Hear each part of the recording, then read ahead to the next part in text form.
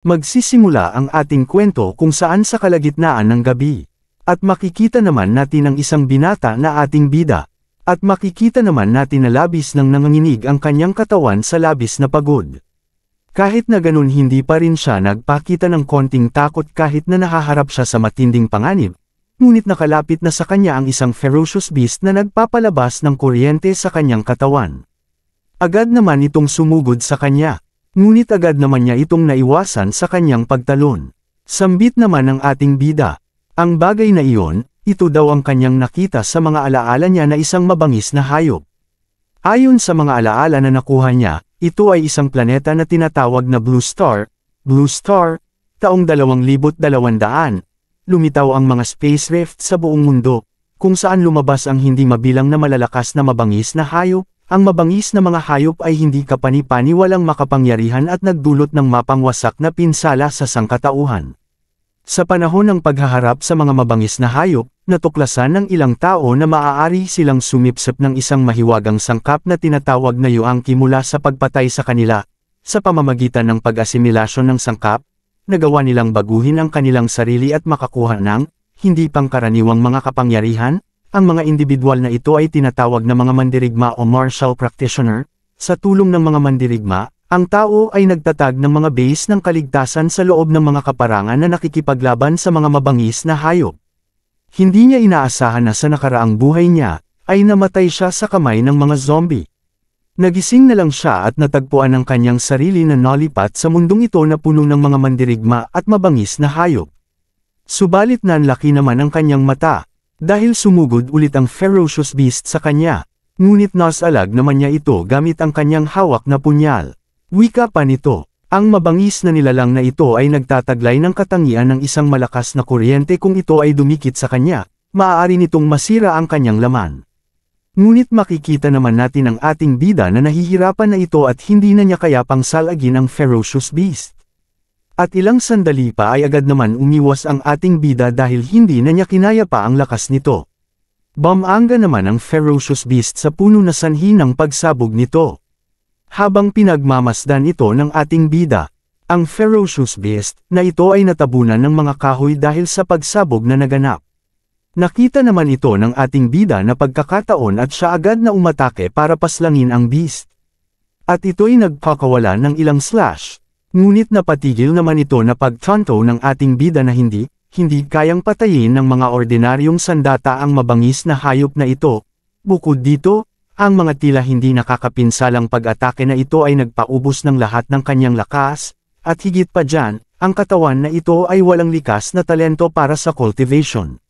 Nakawala naman ang ferocious beast at ito'y umungol naman ng napakalakas. Saad pa ng ating bida.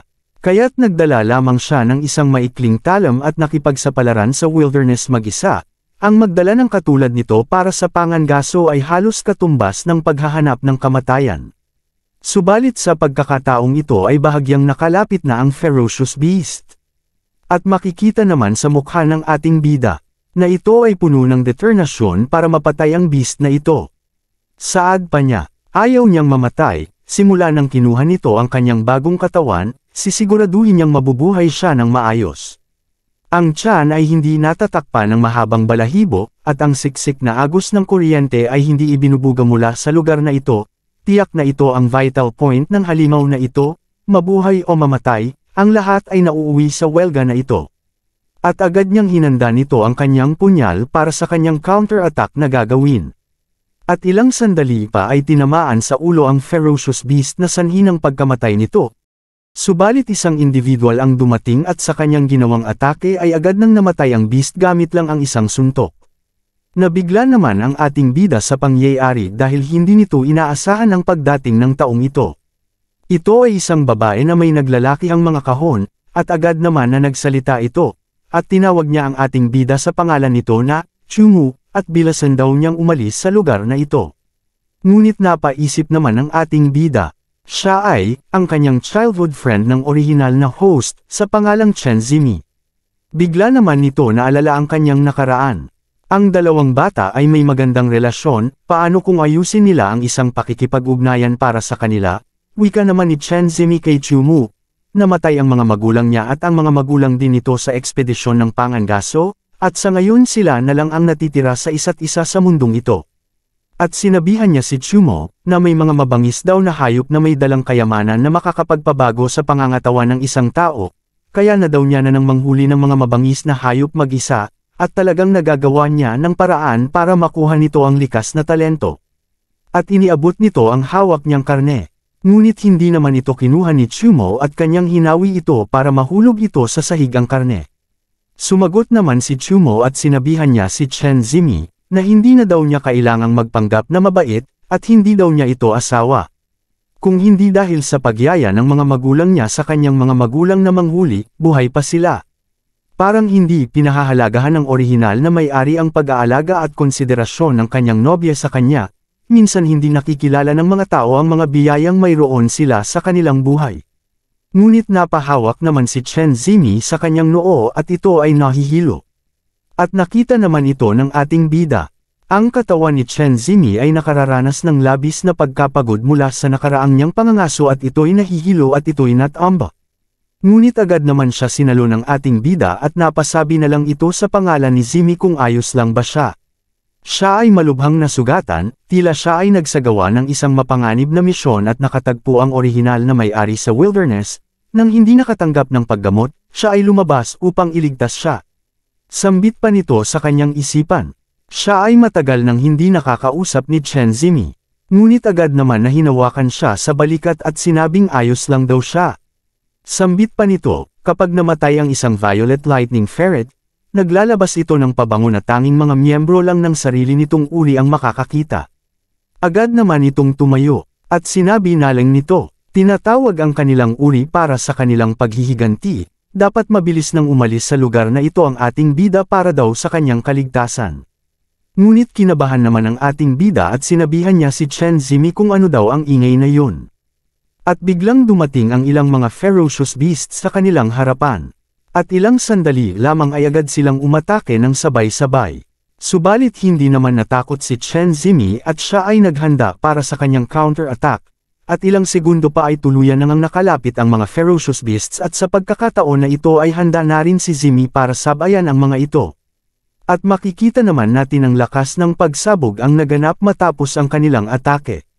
Tumalsik naman si Chen Zimi at napasukan na lang ito ng dugo sa lakas ng impact. At ganun din naman ang dalawang ferocious beasts na kanyang tinamaan. Agad naman siyang nasalo ng ating bida ngunit tumalsik pa rin sila sa puno sa lakas. Habang hawak nito si Zimi na walang malay ay pilit nitong ginigising. Ngunit hindi naman niya inaasahan ay nakalapit na ang mga ferocious beasts at sila ay napapalibutan na. Nanlaki naman ang mata ng ating bida at ito'y kinakabahan. Dahil sa pagkakataong ito ay wala na silang ligtas pa. At napamura na lang ito. Ang lakas ni Chen Zimi ay lumalapit na sa isang martial artist, at hindi siya kalaban sa mga mabangis na hayop na ito, ngunit para sa kasalukuyang pisikal na kondisyon ng ating bida, ay mas mababa ang pagkakataon nito. Hindi lamang iyon sa pagkaladkad sa iba para mamatay kasama niya, uulitin ba niya ang parehong mga pagkakamali tulad ng sa kanyang nakaraang buhay, sa ilang sandali pagkatapos na dumating sa isang ito. At ito'y sumigaw na hindi, dahil may paraan pa, hindi daw siya pwedeng mamatay. At sa hindi sinasadya ay nahawakan niya ang patay na ferocious beasts. At biglang lumitaw ang system. Nabigla naman ang ating bida at hindi nito alam kung ano ang bagay na ito. Lumitaw ang hoarding system activating. At agad itong na-activate. Ito ay level 1 intermediate ferocious beast, violet lightning ferrets absorb. Ngunit hindi nito alam ng ating bida kung ano ang pahayag ng sistemang ito. Ang pag-iimbak, ano ang ibig sabihin daw nito ang pag-absorb sa bangkay ng violet lightning ferret? Sambit pa nito, hindi ngayon ang oras para mag-isip, kung ano man ang sitwasyon daw nila ngayon ay lalo pang mas lumalala pa, at sinabi na lang nito na absorb. At biglang lumitaw ang system na matagumpay daw ang pag-iimbak, nakakuha ng pangalawang talento ng katangian ng kidlat, gusto daw ba nitong isama? At hindi na nagdalawang isip pa ang ating bida at agad naman pinindot ang yes. At biglang may lumabas na enerhiya sa kanyang dibdib na kulay violet na kidlat. At ito'y napahawak sa kanyang dibdib habang ito'y namilipit sa sakit. Ilang sandali pa ay biglang sumabog sa kanya ang malakas na enerhiya at tumalsik ang mga ferocious beasts sa nangyari. At naramdaman ng ating bida na bumalot sa kanyang buong katawan ang kidlat na ito at pagbabago ng kanyang katawan. Nakuha niya ang talento sa pag-cultivation mula sa katawan ng mga kidlat na hayop. Ngunit agad naman sumugod ang mga ferocious beasts ng sabay-sabay sa kanya. At hinawakan naman niya ng mahigpit ang kanyang punyal at binalutan niya ito ng kidlat. At siya nag-counter-attack at mabilis niyang tinamaan mga ito at nahiwalay ang parte ng kanilang katawan na sanhi ng pagkapaslang nila. Hindi makapaniwala ang ating bida habang nakatingin ito sa kanyang kamay. Dahil ang enerhiya nito ay nag-iipon sa kanyang katawan. At nawala din ang sakit sa kanyang sugat, parang mas naging maliksi na siya. At nakita nito na parang naging mabagal ang kanilang mga atake, hindi na kasing hirap putulin ang kanilang katawan. At umatake ulit ang mga ferocious beast sa kanya at sa kanyang pagwas-iwas ng kanyang punyal ay napapa-atres naman mga ito. Wika pa nito, kaya niyang talunin ang mga mabangis na hayop, kaya niyang protektahan si Chen Zimi, papatayin daw niya silang lahat. At sa pagkakataong ito ay ang ating bida na ang umatake at puno ito ng determinasyon para wakasan ang buhay ng mga ito. Ginamit nito ang kanyang bilis at sa bilis nito ay makikita naman natin ang mga parte ng katawan ng mga ferocious beasts na nahihiwalay sa kanilang katawan na sanhi ng kanilang kamatayan. Lumingon naman ang ating bida sa kanyang likod at nakita naman natin ang bangkay ng ferocious beasts dahil sa kanyang ginawang atake. At sabay-sabay nitong pinatay sa isang galaw. Kahit na hindi niya alam kung hanggang saan ang lakas nito pagkatapos ng kanyang ginawang pagsasama sa talent, ay matagumpay naman niyang nagawa ito. Ngunit biglang lumitaw ang system. Ang lakas ng base ng host ay 1,527 puntos, at ang lakas ng host ay pinahusay ng katangian ng kidlat, na umaabot sa 3,089 na puntos. Natuwa naman ang ating bida, at kanyang itinaas ang kanyang kamay at pinalabas nito ang kanyang kidlat. Sa lakas na 3,089 points, naabot niya na ang mid-level ng Martial Disciple Stage. Ang talentong katangian ng kidlat na ito ay lubos na kakilakilabot, nagbibigay ito ng mga pinahusay na kakayahan sa kidlat, pinataas na bilis, at pinataas na mga kakayahan sa opens iba, tiyak na isang napakalakas na talento ang mayroon. Siya ay naawikan, at ang kanyang basic strength ay umabot na sa 1,500 points. Kapag ginagamit ang katangian ng lightning, ito ay higit sa doble pagkatapos isama ang kanyang mga talento, pakiramdam niya ay mas lalong lumakas siya kaysa dati. Ngunit biglang lumabas ang pahayag ng system. Na-detect na ang target na ito ay ma-absorb, maaari niyang ipagpatuloy ang pag-absorb kung gusto daw ba niya na magpatuloy. Sumagot naman ang ating bida na oo at ito'y ngumiti. Kung mas marami pa ba siyang ma-absorb sa mga bangkay na ito. At kanyang ina-absorb ito sa kanyang kamay. At matagumpay nitong na-absorb at nakuha niya ang mabangis na hayop, ang blood essence nito. At makikita naman natin ay namuo ito na parang isang pil sa kanyang kamay. Ito ang puso ng isang mabangis na hayop, ang kanilang buhay, ang diwa ng mabangis na hayop na dugo ng puso. Ang bagay na ito ay maaaring mapabilis ang pagdadalisay ng katawan, bagaman ito ay nasa pinakamababang grado, ito ay pinakaangkop para sa kanyang kasalukuyang estado. At kanyang sinubukan ulit, kung ano pa ang kanyang makukuha. Ngunit lumitaw naman ang system. Naubos na ang target, at hindi maa-absorb nito lang mula sa isang target bawat buwan. Martial arts, talent constitution, essence blood, at iba pa na taglay ng target ay maaaring makuha. Napahawak naman sa mukha ang ating bida, kaya daw ganito, ang antas ng bangkay ay masyadong mababa, kailangan kong maingat na piliin ang target para sa susunod na buwan. At ito'y naglakad patungo kay Zimi na walang malay. Kailangan daw nitong ibalik si Chen Zimi sa kanilang bahay, at para sa hayop bagamat hindi sila ma-absorb, ngunit ang mabangis na karne ng hayop ay maaaring bawiin para sa pagkain. At kanyang binuhat ito. Pagkalipas ng isang araw ay makikita naman natin si Zimi na hindi pa rin ito nagigising, ngunit binabanggit nito ang pangalan ni Chumo sa kanyang panaginip. Sila ay inatake ng sabay-sabay ng mga ferocious beasts. Ngunit sinabihan naman siya ng ating bida na bilasan daw niyang umalis dito at siya na ang bahala, ngunit nagmatigas naman si Zimi na ayaw nito.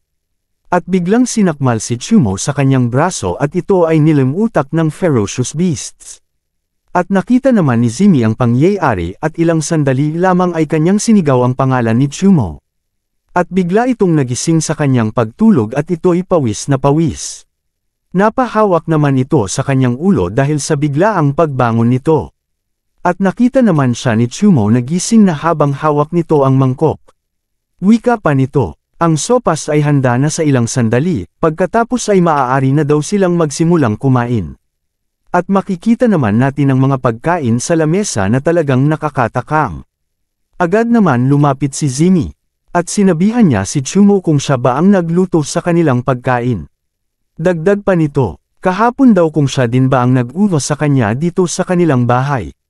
Sumagot naman ito na siya ng oo. At masyadong daw siyang maraming tanong at sila ay kumain muna, dahil ang mabangis na hayop ay mabuti sa katawan. At sila ay umupo subalit nabalutan naman ng katahimikan ang dalawa. Habang kumakain sila ay naisip naman ng ating bida na ito ay masyadong awkward at meron daw itong sasabihin sa kanya. At binasag naman nito ang katahimikan nila. At sinabi nito kay Zimi na, sa sobrang delikado kahapon, buti na lang, na dumaan ang exploration team at sila ay niligtas. Subalit hindi naman siya pinansin nito. At wala naman naging tugon si Zimi at ito ay patuloy lang na kumakain. Bigla naman tumayo si Chumo. At tapos na daw siyang kumain, tandaan daw nito na siya ang maghugas ng pinggan mamaya. Napaisip naman ito na hindi soya komportable dito. Dagdag pa ang mabangis na karne ng hayop ay tumutulong sa mabilis na paghilom ng mga sugat, kaya dapat siyang kumain ng maayos. Ngunit hindi pa rin siya kinibuan ni Zimi. Subalit lumingon naman ito habang pumasok si Chumo sa training room. Napahawak naman ito sa kanyang kahon. Ito daw ba ay isang panaginip? Ito ang unang beses si. Napahawak naman ito sa kanyang kahon. Ito daw ba ay isang panaginip? Ito ang unang beses siyang pinagluto at kinausap. Kung panaginip man ito, mas gugustuhin na lang daw niyang hindi na magising. Agad naman sinarado ng ating bida ang pintuan at ito'y napabuntong hininga. Iniisip naman nito, ang relasyon sa pagitan ng orihinal na may-ari sa kanyang katawan at si Chen Zimi ay umabot sa lamig. Ni isa sa kanila ay hindi marunong mag-trato sa isa't isa at hindi sila agad magkasundo. Dapat lang daw ito tumuo na mabuhay sa apocalypse, wala na itong maaasahan kundi ang kanyang sarili, ang pinakamahalaga ngayon ay ang pagbutihin ng kanyang lakas. At sabay inilabas nito ang kanyang na-absorb mula sa ferocious beasts. At kanyang refine ang mabangis na hayop na blood essence, at kanyang ipinasok ito sa kanyang dibdib. At bigla itong sumigaw at namilipit ito sa sakit at lumabas ang ugat sa kanyang mata at buong katawan. Ngunit ngumiti ito at hindi niya inasahan na ang blood essence ng mabangis na hayop ay napakasakit na ma-absorb. Susunod, kailangan niyang mag-concentrate sa pagsasanay upang ganap itong ma-refine. At makalipas ang isang buwan. At sa loob ng training room at makikita naman natin ang ating bida na ito ay nakapikit habang ito ay pinag-aaralan niya ng gusto kung paano gamitin ang kanyang lakas, sa pagdilat ng kanyang mata at lumabas ang kidlat dito. At pumuligid sa kanyang katawan at ilang sandali pa ay punang atake na nito sa bulaklak na nasa flower base. At mabilis naman bumulusok ang kanyang kidlat sa bulaklak at matagumpay naman niya itong nagawa at natanggalan ito ng isang parte. Agad naman itong sinalo ng ating bida.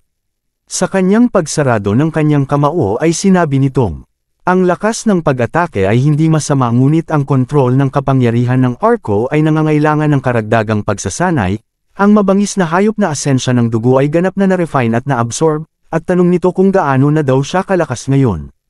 Agad naman lumitaw ang system. Ang pagkalkula ng lakas ng labanan, pangunahing lakas, 2,134 na puntos, buong katangian pinahusay ng kulog at kidlat, 4,178 puntos. Natuwa naman ang ating bida at sambit pa nito, ang pangunahing lakas ay tumaas ng higit sa 600 puntos, at ang mga meridian sa buong katawan ay lubos na pinalawak.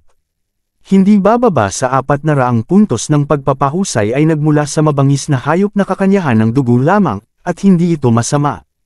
Sulit naguguli ng buong buwan sa paghihirap, maliban sa pagkain at pagtulog. Ngunit hindi ngayon ang oras para magpahinga. Mayroong mas mataas na mga talento sa cultivation kaysa sa mga talento sa pag-cultivation ng pangalawang order, hindi maisip ang growth rate ng mga may ganitong talento. At agad naman nagtungo si Chumo sa Cree at ito'y nag-shower. Gayunpaman, kung may tuloy-tuloy na supply ng mabangis na blood essence ng hayop maaari siyang pumasok sa martial realm sa isang taon. Nalipat naman tayo ng eksena sa loob ng training room. At makikita naman natin si Chen Zimi na ito ay nagsasanay ng kanyang martial arts.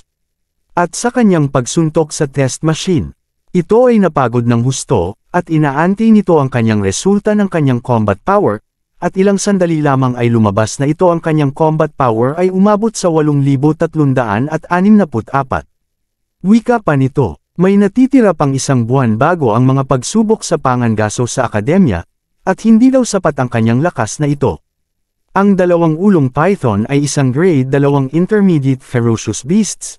Para mahuli ito kailangan mong maging martial artist man lang, at para sa martial artist, kailangan mong maging at least 10,000 points sa combat strength.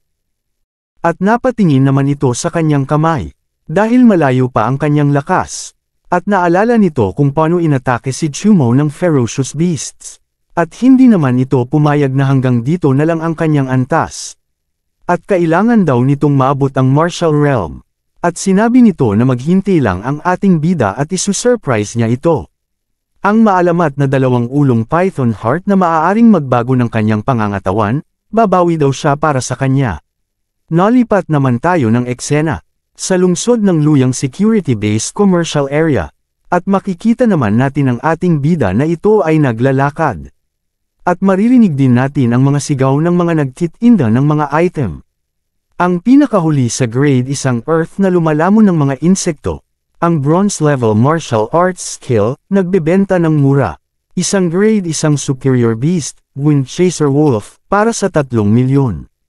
At sa kanyang paglalakad ay sunod-sunod ang paglitaw ng system. Target, grade isang lower grade beast earth devourer, na pwedeng i-absorb. Kung gusto ba nitong i-absorb ito, target, grade isang upper grade beast pigtailed beast, pwedeng i-absorb, kung gusto daw niya itong i-absorb. Wika naman ng ating bida. Talaga, lahat sila ay grade isang beast carcasses, kahit i-absorb ko sila hindi siya magkakaroon ng mas magandang talento o pangangatawan kaysa meron siya ngayon, kailangan daw niyang maghanap ng kahit 2 grade beast. Subalit sa kanyang paglalakad ay biglang meron siyang nakasalubong. Ang kanyang nakasalubong ay ang mga kumag na ito na laging nambubuli at nangmamaliit sa kanya, at sinabihan pa siya na hindi daw ang kilalang basura ng Luyang First Academy, na pangalan ay Chumo. At agad naman na lumapit ang isa pang bugok na ito at ito'y ngumiti ng nakakaloko, at sinabihan niya ang ating bida na siya ay isang malambot na balat na lalaking walang cultivation physique. Anong ginagawa daw nito dito? At naging seryoso naman ang ating bida. At nasabi na lang nito sa kanyang isipan ang pangalan ng hangal na ito. At sinabihan pa ang ating bida ng mga lalaki na kasamahan ng kumag na yun, na sila ay ngumiti ng nakakaloko. Batang lalaki, ano sa tingin nito ang kanilang brother Chi ang henyo ng klase nila? Ang lakas niya ay umabot na sa rurok ng gitnang yugto ng martial apprenticeship, na may lakas na 6,000 puntos, kung hindi dahil pinuprotektahan ka ni Chen Zimi. Sa tingin daw niya ba nasa academy pa ang ating bida? Kung nahihiya man siya, iniwan na daw niya si Chen Zimi sa kanyang buhay. Siya at ang kanilang brother nilang si Chi ay ginawa para sa isa't isa. At dagdag pa ng kumag na ito. Ano pa ang silbi ng isang talunan na kagaya ng ating bida na pumunta dito para maghanap ng mga beast materials? Meron daw ba siyang mga kasama sa paghunt? At sa oras daw na iyon ay humanda ang ating bida. At kanyang hinawakan sa damit ito. Sinabihan niya si Chumo na hahayaan daw muna siyang makita ngayon. At ibinulong pa nito na sumisigaw at umuungol si Chen Zimi habang nasa kanyang ilalim. At sa narinig naman ng ating bida at nagtindig ang tinga nito at nanlilisik ang kanyang mata, at parang gusto na nitong patayin ang hangal na ito. Agad naman na tumalikod si Zhuo Qi, at kanilang tinuwanan ang ating bida. At sinabihan niya ang kanyang kasama na tignan daw nila siya ang malambot na umaasa sa isang babae na manatili sa akademya ay may pusong magalit. Ngunit sumagot naman ang kanyang kasama na wag na daw niya itong pansinin. Bakit pa nito pinagkakaabalahan ng isang punk na yan? At naging seryoso ang kumag na ito.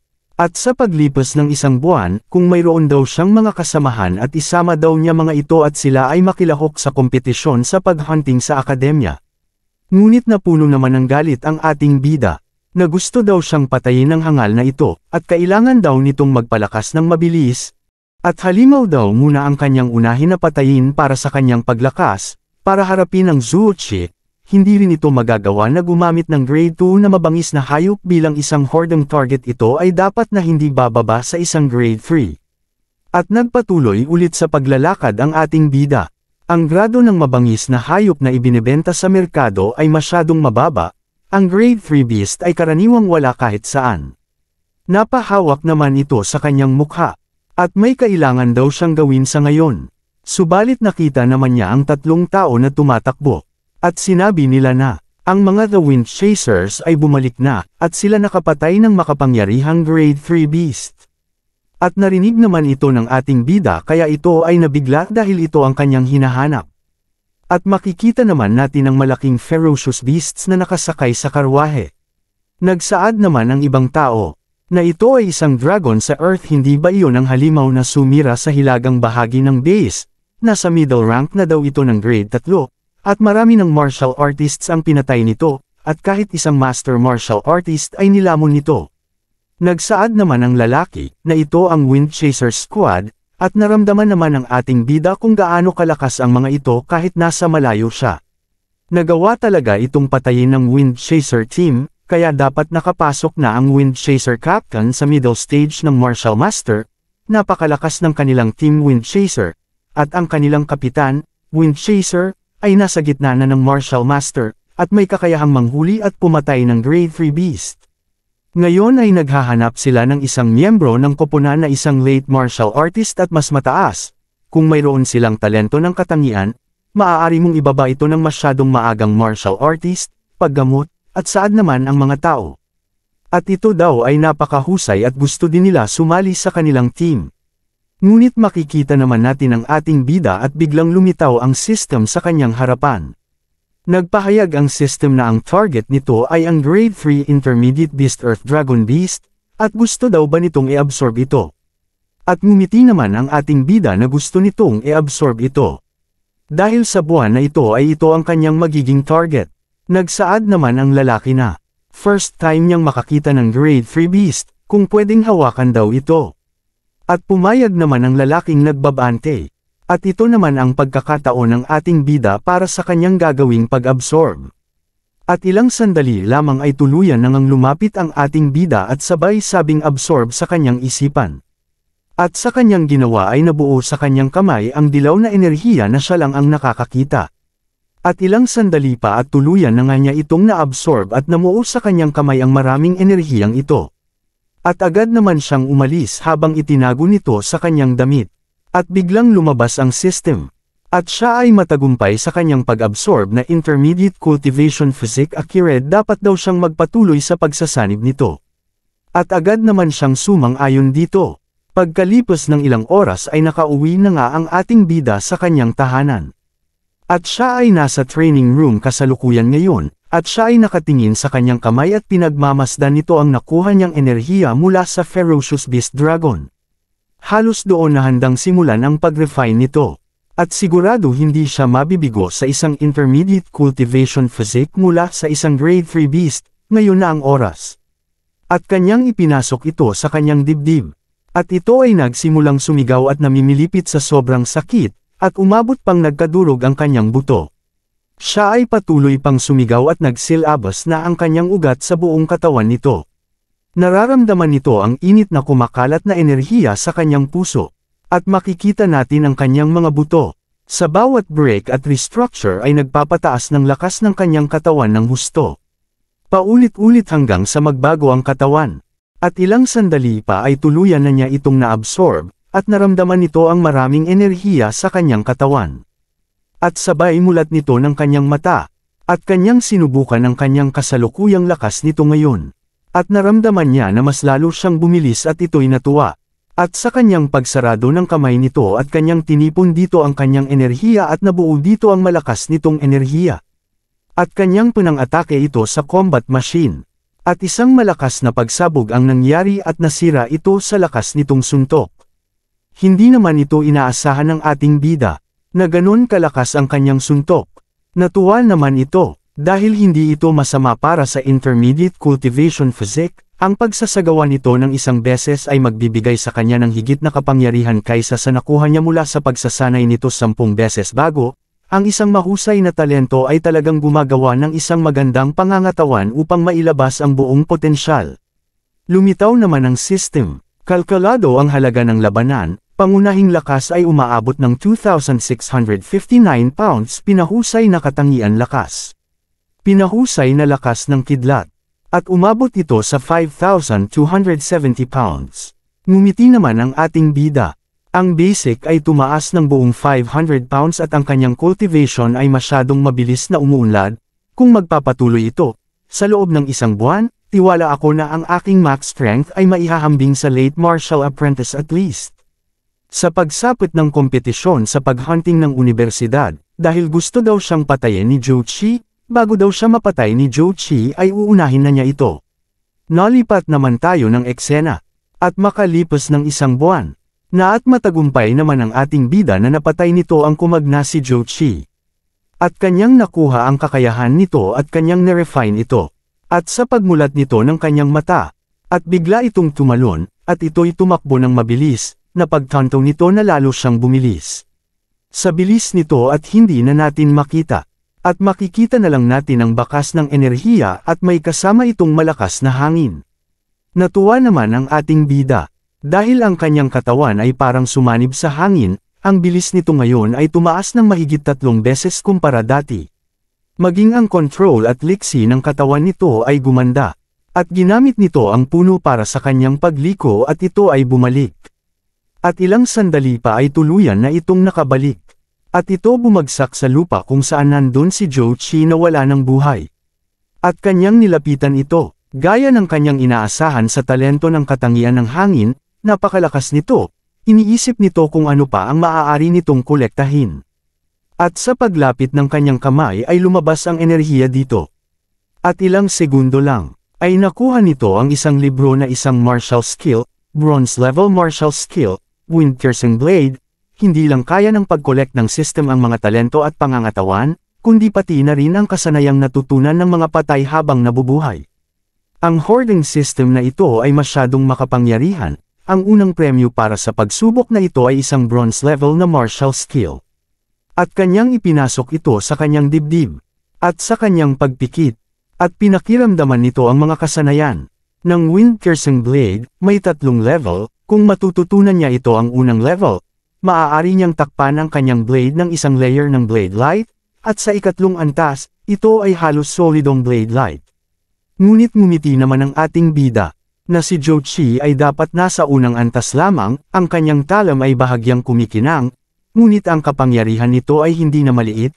Kung i-cultivate nito hanggang sa ikatlong antas, ang talam ng hangin ay maaaring umabot sa layo na 30 metro, na isang mahusay na kasanayan. At biglang lumitaw ang system. Natuklasan nito ang target ng koleksyon ay may isang espesyal na item na maaaring kolektahin, kung gusto daw niya itong kolektahin. At agad naman pinili ng ating bida ang yes. Special item, syempre gusto daw niya itong kolektahin. At ilang sandali pa, at matagumpay ang pag-iimbak nakakuha ng treasure map. At agad naman niya ito kinuha at binuksan. Wika pa nito, ito ang mapa ng kayamanan. Ang sistema ng koleksyon ay maaaring mangolekta ng ganitong uri ng bagay. Kailangan daw nitong makita kung anong mga sekreto ang nasa espesyal na item na ito na nag-promote sa kanya. At kanyang hinagis sa taas ang treasure map. At hindi naman siya makapaniwala, na sumambulat sa kanya ang mga malalaking bundok. At biglang lumitaw ang system at itinuro nito kung nasaan ang Earth Dragon Nest. Nabigla naman ang ating bida. 10,000 taon, Spirit Essence, hindi ba yun daw ang heavenly treasure na sinasabing kayang magpaganda ng talent at pangangatawan pagkatapos gamitin? Hindi niya ito akalain na magkakaroon ng ganung ani, kailangan na niyang magmadali na pumunta sa Earth Dragon Beast Nest. At lumapit naman ang ating bida kay Zhou Qi. Ang nasa likod nito ay ang Zhou family Luyang, na hindi niya makumplito ngayon, hindi daw niya hahayaang malaman ng sinuman na pinatay niya si Zhou Qi.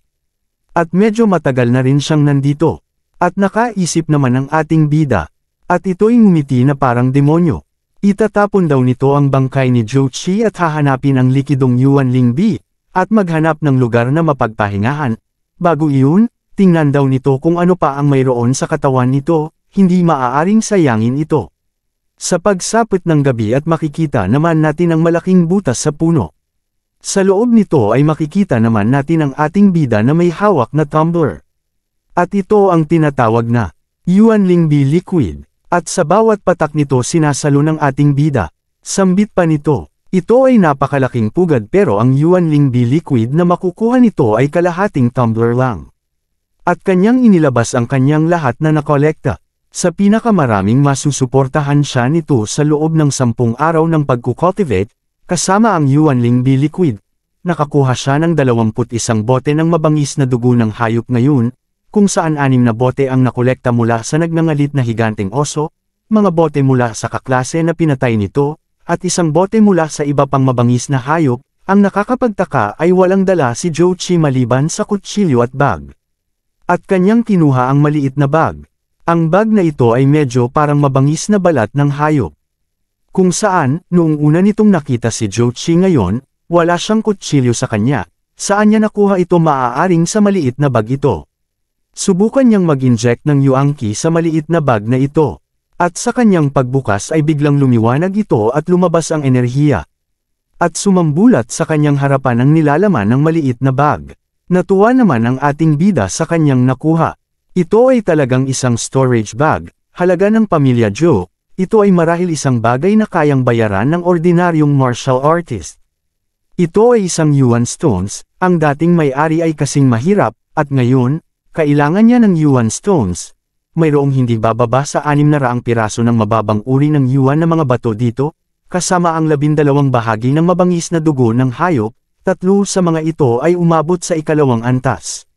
Si Jochi ay talagang isang batang mayaman dahil sa dami nitong pera. Ang yuan stone, isang espesyal na mineral na ginawa pagkatapos ng malaking pagkakataon ng langit at lupa, dahil sa pagpapakain ng yuangqi. Ang enerhiya nito ay maaaring makuha ng martial artist, at ito ay ginagamit bilang pera sa mga martial artist.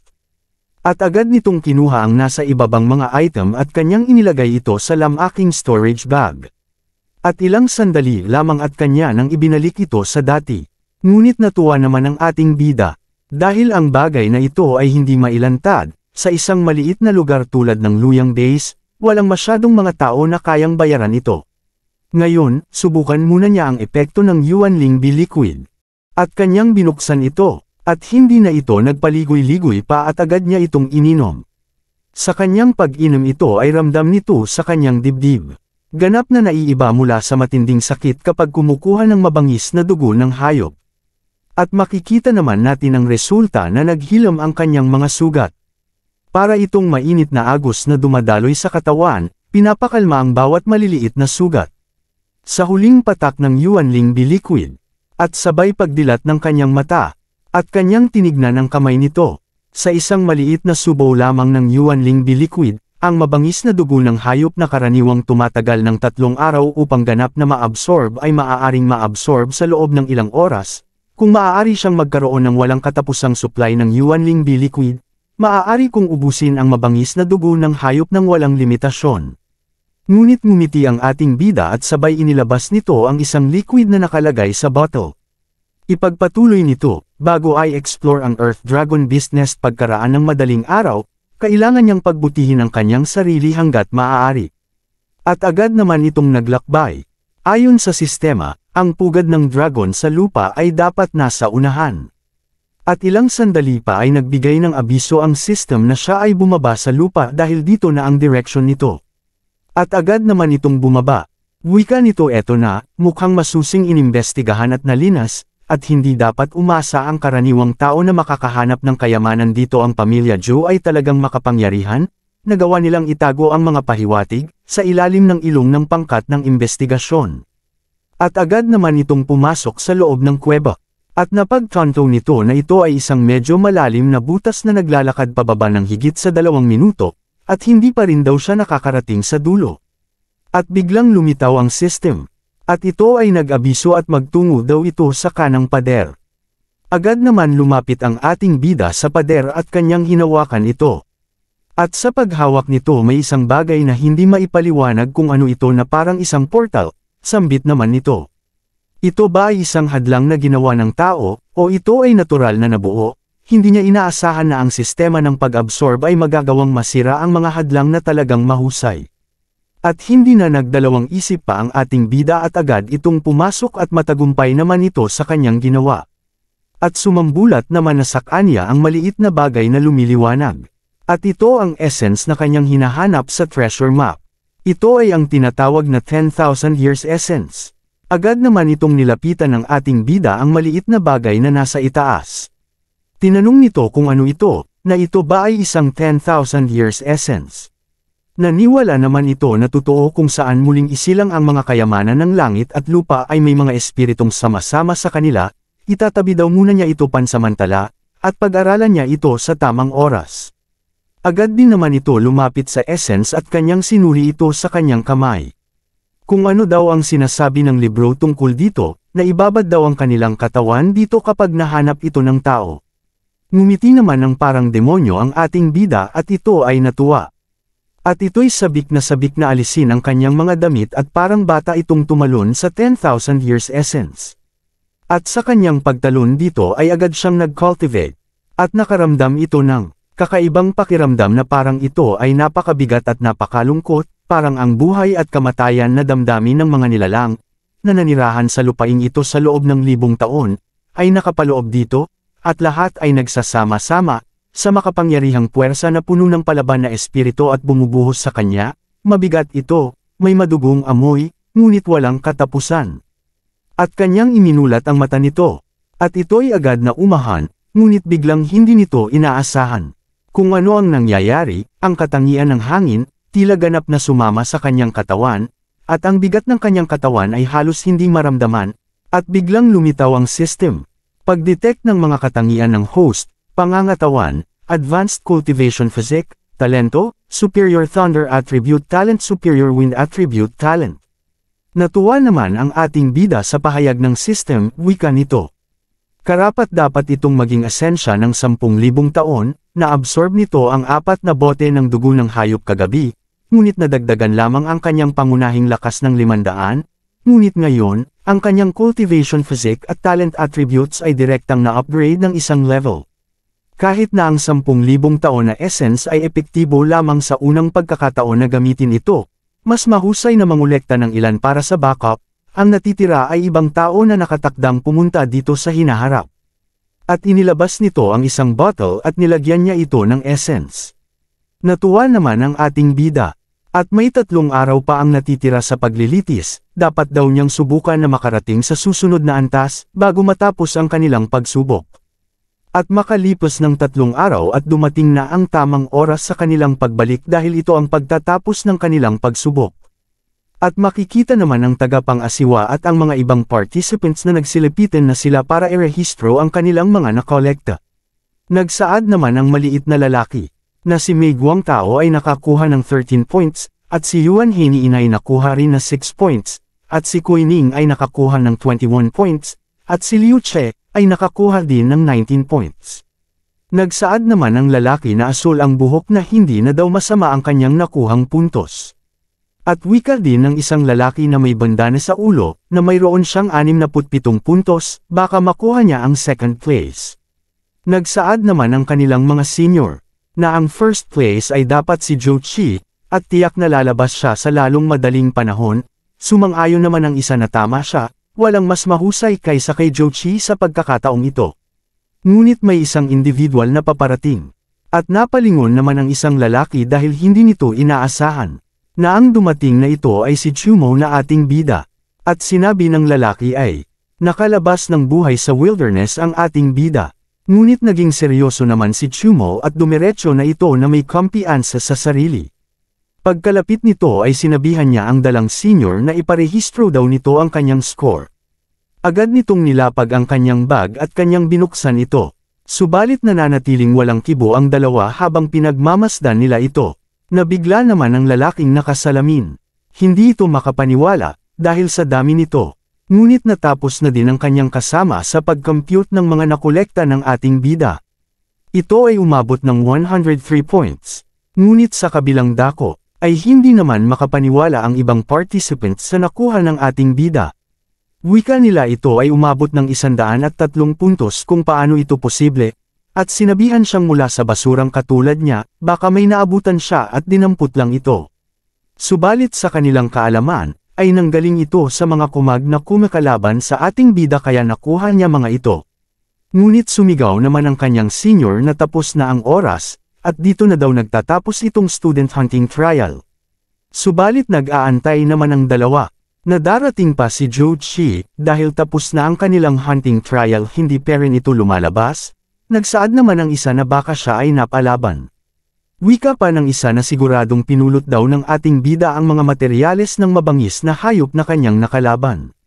Naging seryoso naman ang kanilang senior, at sinabihan niya si Chumo, kung nakita ba nito si Zhou Qi sa loob ng gubat. Sumagot naman ang ating bida na hindi niya ito nakita.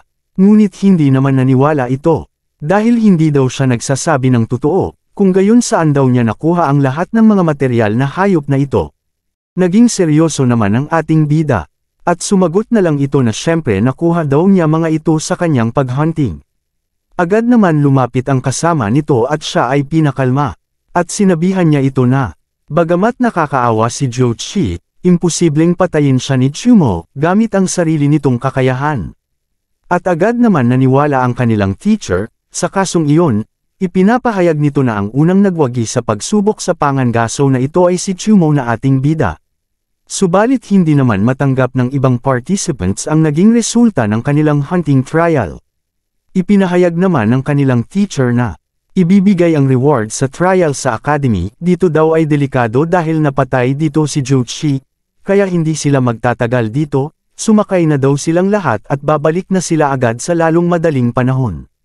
Umakyat na nga ang ating bida ngunit. Sinabihan naman siya ng kanyang teacher, na sandali lang. Agad naman na napalingon si Chumo sa kanyang guro, at sinabihan siya nito na, patay na si Zhou Qi, at napakaraming biktima ang hindi maniniwala ang pamilyang Zhou na wala siyang kinalaman sa pagkamatay niya. Pagkatapos daw nitong matanggap ang gantimpala, umuwi siya at manatili sa loob, makabubuting huwag munang lumabas sandali. Ngunit nalipat naman tayo ng eksena, sa bahay ng Luyang Base Zhou Family Old Mansion. Sa loob nito at makikita naman natin ang Zhou Family Patriarch, na kilala sa pangalang Zhou Cheng.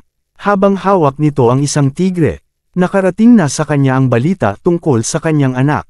Pinaulit nito ang sinabi ng matandang apprentice. Na ano ang sinabi nito, na ang kanyang anak na si Zhou Qi ay namatay sa pagsubok sa pangangaso ng akademya lamang, at walang nakuhang bakas ng bangkay nito ni kahit buto wala. Sumagot naman ng oo ang matanda. Yan daw ang sabi ng kolehiyo, hindi nila nakita ang katawan ng young masters, baka nilamon ng mabangis na hayop, kakaiba, ang unang nagwagi sa pagsubok ay isang baldado na hindi marunong mag-cultivate, at nagkaroon siya ng alitan sa young master sa isang babae. Ito ay ang Zhou Family Early Stage Martial Apprentice Expert, Ken Nain. Sa sinabi naman ng matandang apprentice, ay nagtindig naman ang tinga ni Zhou Cheng at ito'y nanggagalaiti. Wika nito isang paile ang nakakuha ng unang pwesto ito ay katawa-tawa. Sa sobrang galit nito ay napagbuntungan niya ang kanyang alagang tigre. At puwersahan nitong piniga sa ulo. At ito'y namatay. At makikita naman natin ang bumagsak na tigre sa sahig ng wala ng buhay.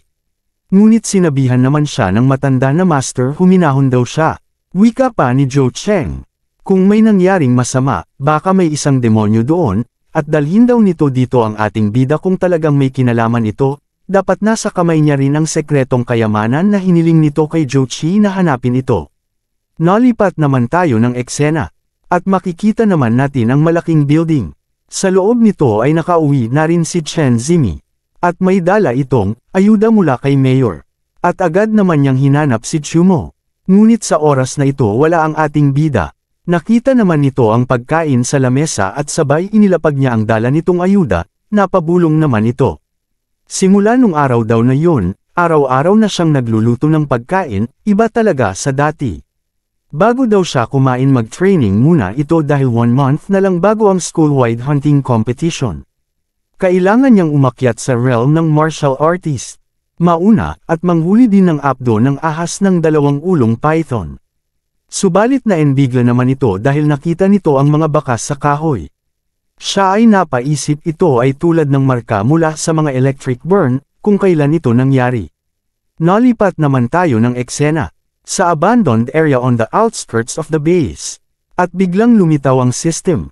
Ang pagsusuri ng halaga ng labanan pangunahing lakas ito ang lakas ng ating bida na umabot na sa 9,900 Jin. At ito pa ang kanyang attribute na kidlat pinahusay na lakas na umabot sa 19,700 Jin. Habang nakatingin ito sa kanyang sistema, at sabay sabi nito. Halos isang buwan na ang nakalipas mula noong bumalik siya mula sa mga pagsubok sa Pangangaso, at sa 15 araw ay naitaas na nito ang kanyang pangunahing lakas sa 9,900 Jin, isang hakbang na lang mula sa martial artist realm. Gayunpaman, sa susunod na 10 dagdag na araw, walang anumang pagpapabuti. At sabay inilabas nito ang isang libro na nakuha niya kay Zhou Qi. Mukhang naabot na niya ang rurok ng isang martial apprentice, kailangan daw niyang lagpasan ang bottleneck para makatuntong sa martial artist realm. Sanayin nito ang discarding ito para sa pagbabago, ang gantimpala mula sa pagsubok sa Pangangaso. Ito ay ang bronze level technique na mga hakbang ng Veil Steps. Agad naman siya nagsanay, at nagsimula na ito sa unang yugto. Kinokolekta ang karamihan ng elemental na enerhiya sa mga paa, na ang iba ay nakakalat sa buong katawan. At nagagawa naman niya ito ng tama, subalit sa hindi inaasahan ay biglang natapilok ito at ito'y natamba. At agad naman itong nagpatuloy sa kanyang pagsasanay. Hindi lamang kailangan itong kontrolin ang elemental na enerhiya, ngunit kailangan niya ring bigyang pansin ang kanyang paghinga, pagpapakilos sa buong katawan, kahit na kinokontrol ang tibok ng puso sa panahon ng mabilis na paggalaw. Kung isa itong ordinaryong mandirigma, malamang ito ay mahihirapan magsanay. Gayunpaman, sa talento ng katangian ng hangin ngayon, ang discarding ito ay parang isang pinasadya para sa kanya, at nakaisip na ito ng kaunti kung paano. At bigla naman itong tumalon. Ang mga hakbang ng Veil Steps bilang isang bronze level body technique ay talagang pambihira. Ang maikling distansya na teleportasyon na sinamahan ng epekto ng ilusyon ay walang alinlangan na magbubunga ng magagandang resulta sa aktwal na labanan. At sa paglipas ng ilang oras ay, agad naman niya itong inulit sa pagkakataong ito. At matagumpay naman niya itong natutunan sa maikling panahon. At makikita naman natin ang ating bida na ito'y hingal na hingal. Oras na daw para bumalik na ito sa kanyang bahay. Ngunit biglang may naramdaman ang ating bida na may paparating na malakas na nilalang at ito'y napalingon. At ilang sandali pa ay tuluyan nang nakarating ang nilalang na ito. Ngunit naging alerto naman ang ating bida sa oras na ito at tinanong niya ito kung sino daw ito. Ang dumating na nilalang na ito ay ang apprentice ng Zhou family na kilala sa pangalang Ken Nain. At agad naman na nagsalita ang matandang ito. Kuna siya ba si Chumo kung tama daw ito, agad naman siyang nagpakilala sa ating bida na siya daw ang matandang Ken Nain. Pumunta siya dito sa oras na ito sa ilalim ng utos ng kanyang master na imbitahan siya nito para sa isang pulong. Nagsaad naman si Chumo na hindi niya kilala ang kanyang master, ni hindi daw niya nais na sumama, mangyaring umalis na ito at kailangan na niyang bumalik. Sumagot naman ang matandang apprentice. Ang kanyang master ay si Zhou Cheng, na may lakas sa mga huling yugto ng isang kaharian ng martial artist. Malaki ang posibilidad na siya ay sumulong upang maging isang martial master sa hinaharap. At siya ay itinuturing na isang malakas na presensya sa buong Luyang Base. Ayaw daw nito kahit sa maikling panahon lamang para makaharap ito. Pinagpawisan naman ang ating bida. Dahil si Zhou Cheng ay ang ama ni Zhou Qi, at napagtanto nito na mukhang ang pamilya Zhou ay talagang nakatutok na sa kanya. At sarkastiko pang sinabi ng ating bida, kung personal na dumating ang master nito ay natural, bibigyan niya ito ng oras para makaharap, ngunit kung siya lang naman ay nag-aaksaya lang siya ng oras. Subalit sa tinura ng ating bida ay nagtindig naman ang tinga ng matanda at hindi na ito nakapagtimpi. At agad itong tumalon para dakmanin ang ating bida, ngunit matagumpay naman ito sa kanyang ginawa ngunit isang ilusyon na lang ang kanyang nahawakan. Biglang sumulpot ang ating bida sa likod ng matanda. Pinagpawisan naman ito dahil sa biglang pagsulpot nito sa kanyang likod at sinabihan niya ang ating bida na ang malalim na pamamaraan na ito ay hindi maaaring, talagang pinagkadalubhasaan daw nito ng napakabilis. Nanlaki naman ang mata ng matandang ito dahil napagtanto nito ang espadang inilabas ng ating bida. Dahil ito daw ang battle sword ng kanyang young master na si Zhou Qi. At lalo pa itong nagalit, na tama daw ang kanyang master, na ang ating bida ay sangkot sa pagkamatay ng kanyang young master. At agad itong umatake, at tulad kanina ay isang illusion ulit ang kanyang tinamaan. Biglang lumitaw ang ating bida sa kanyang likuran at agad itong nagpakawala ng isang slash at may malakas na enerhiya ang lumabas dito. Hindi naman ito inaasahan ng matanda, na mabilis na bumulusok ito sa kanya. Ito daw ay Void Breaking Blade, paano daw niya itong natutunan? Ngumiti naman si Chumo ang Void Breaking Blade, dahil ito ang first form.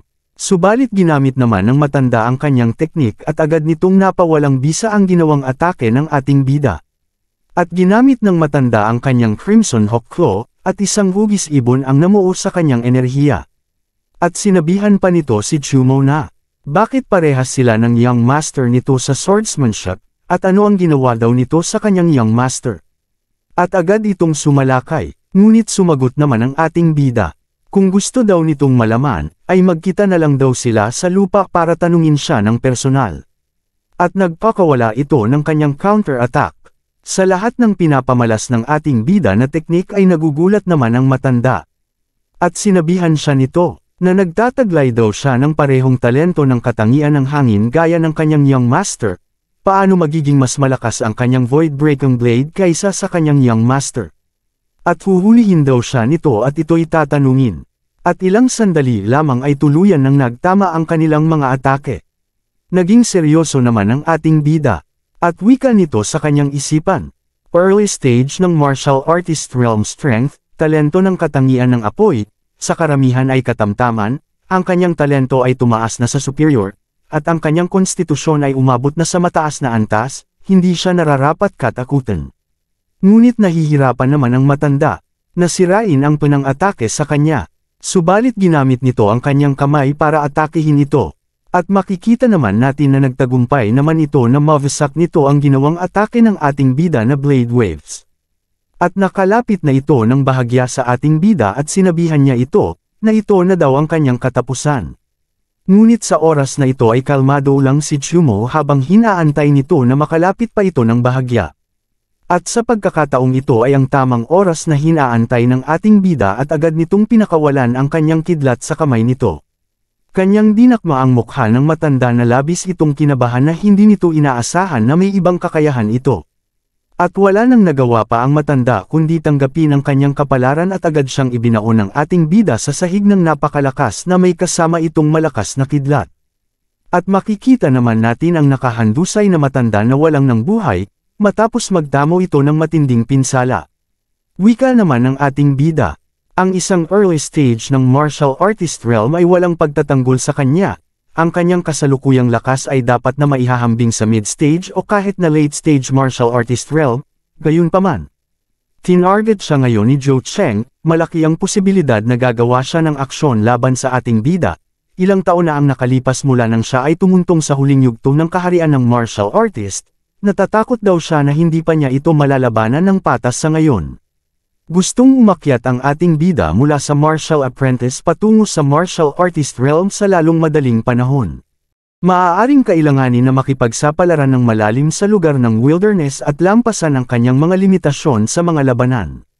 Ngunit nalipat naman tayo ng eksena. Sa Martial Arts Supply Hall. Ang Martial Arts Supply Hall ay isang lugar na dapat bisitahin para sa martial artist bago lumabas sa pag-hunt. Ito ay kung saan ang martial artist ay nakikipagkalakalan ng mga militar at impormasyon, at maaari din nilang gawin ang mga gawain na ibinigay ng iba't ibang puwersa at individual, habang tumatanggap ng mga gantimpala para sa kanilang trabaho. Sa kabilang dako naman ay makikita naman natin ang ating bida na naglalakad. Sambit nito sa kanyang isipan, na gusto nitong pumunta sa wilderness para sa pagsasanay, kailangan niyang maghanda ng mga gamot, at mga supply ng kaligtasan. Ang pinakamahusay na bilhin ng lahat ng mga bagay na kailangan nito para sa wilderness sa parehong tindahan. At agad itong nagtungo sa Jade House. Ito ang Jade House, sa tingin daw nito ay pag-aari ito ng sikat na Jade Business Alliance. Ngunit agad naman siya sinalubong ng magandang babae. At agad siya nitong binati. Kung paano daw siya nito matutulungan. Nagsaad naman ang ating bida na pupunta siya sa wilderness sandali, at gusto niyang bumili ng ilang mahahalagang bagay, mayroon ba siyang anumang mga rekomendasyon? Agad naman na sumagot ang magandang babae na ito, na napunta daw siya sa tamang lugar, ang kanilang tindahan ay may buong hanay ng mga kit para sa kaligtasan ng buhay sa kagubatan, mula sa pangunang lunas, hanggang sa lahat ng uri ng mga supply ng kaligtasan sa kagubatan, halos lahat ng martial artist ay may set, at ito ay mahusay na nagbebenta. Nagsaad naman ang ating bida, na paano ang isang ito, at magkano daw ito. Agad naman sumagot ang magandang babae na ang luxury set, ay nagkakahalaga ng 600 yuan stones. Para makapaglabas ng napakaraming stone sa murang edad, siya ay tila napakalakas na martial artist. Subalit sa kabilang banda, nagsaad naman ang isang lalaking martial artist na, itigil na daw ng batang babae ang panggugulo sa kanya at umalis na daw ito, hindi sa ayaw niya itong tulungan. Ito ay ang kanyang task ay napakahirap.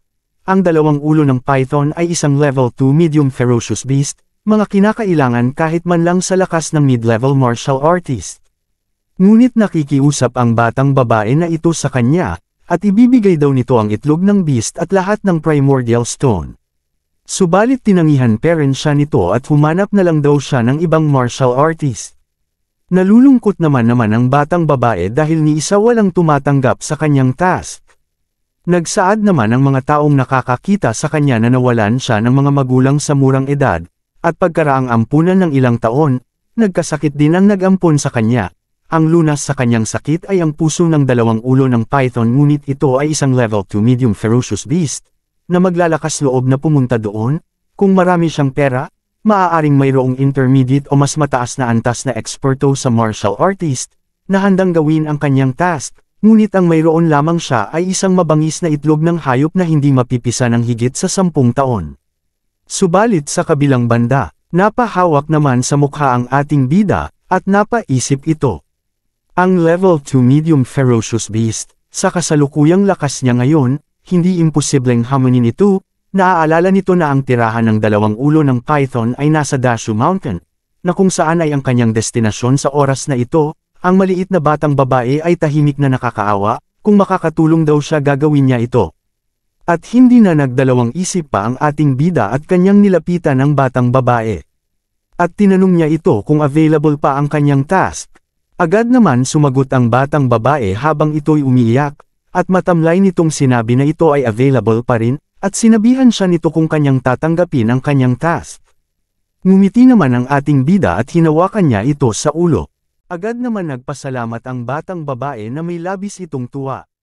Ngunit sinabihan naman siya ng ating bida na siya ay umuwi na at magpahinga at hintayin na lang daw nito ang magandang balita. Subalit iba naman ang naging pananaw ng mga ibang tao, na mayroon ba talagang isang tao na kukuha ng ganitong uri ng gawain? Ito ay medyo matapang, siguro dahil lang sa nakita niyang nag-iingay ang maliit na babae, kaya pilit niya itong pinaalis. At makikita naman natin ang dalawang babae sa likuran. Ngunit nagsalita naman ang matandang babae. At sinabihan nito ang kasama niyang magandang babae na may naglalakihang mga kahon. Gusto daw ba nitong pigilan niya ang ating bida? Dahil may nakatanggap na ng gawain, hindi na daw nila kailangang kumilos pa. Nagsasalita tungkol sa kung alin. Ang binatang ito ay may magandang puso, halatang hindi sulit ang gawain, ngunit ipinagpatuloy pa rin niya ito, na bihira sa lugar na ito. Ngumiti naman ang magandang babae at ito'y sumang-ayon sa tinura ng matanda. Nalipat naman tayo ng eksena, at makalipas ang 2 araw sa wild area Dashu Mountain.